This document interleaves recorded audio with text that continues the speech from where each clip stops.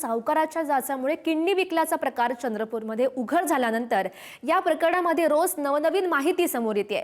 देशभरात हे kidney racket असल्याचं समोर आल्यानंतर यातील प्रमुख 2 सूत्रधारांना अटकही झाली आहे। त्यातील एकानं चक्क प्रेम प्रकरणातून किडनी विकल्याचा धक्कादायक प्रकार समोर आलाय। नेमकं काय घडलं पाहूयात।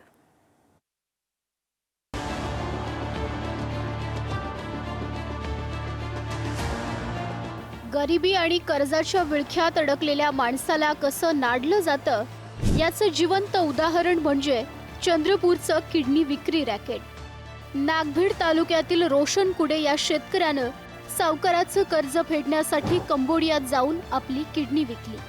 या संपूर्ण व्यवहाराचा सूत्रधार होता डॉक्टर कृष्णा। गेले अनेक दिवस पोलीस त्याच्या शोधात होते।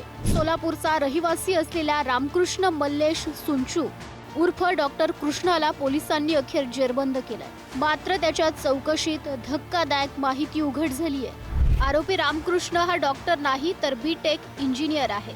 डॉक्टर कृष्णा या नावानं तो लोकांना किडनी विकायला भाग पाडायचा।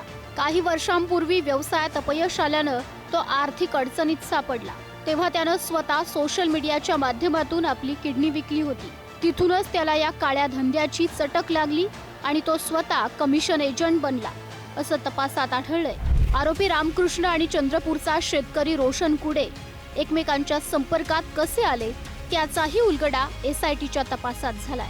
फेसबुकवरील किडनी डोनर कम्युनिटी ग्रुपवरून त्यानं रोशन कुडेशी संपर्क साधला। आपण डॉक्टर असल्याचा बनाव आरोपी रामकृष्ण यानं केला। तब्बल 8 महिने व्हॉट्सअपवरून त्यानं रोशन कुडेचं काउन्सिलिंग केलं। अखेर 8 लाख रुपयांना किडनी विकण्याचा सौदा ठरला।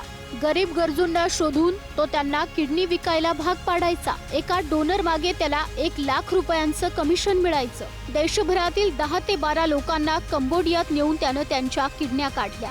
कंबोडियातील एका मिलिटरी हॉस्पिटलमध्ये हा सगळा काळा बाजार चालायचा।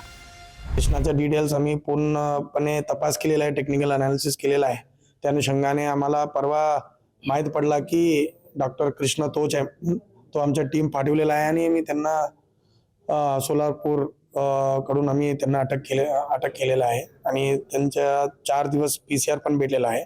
आज आम्ही त्यांना विचारपूस केल्यानंतर माहित पडला की तो पण एक डोनर आहे, किडनी डोनर आहे। किडनी रॅकेटचा उलगडा झाल्यापासून आरोपी रामकृष्ण प्रचंड अस्वस्थ होता। मीडियामध्ये वारंवार डॉक्टर कृष्णा या नावाचा उल्लेख होत असल्यानं पोलीस आपल्यापर्यंत पोहोचतील या भीतीनं तो चक्क आत्महत्येच्या विचारात होता।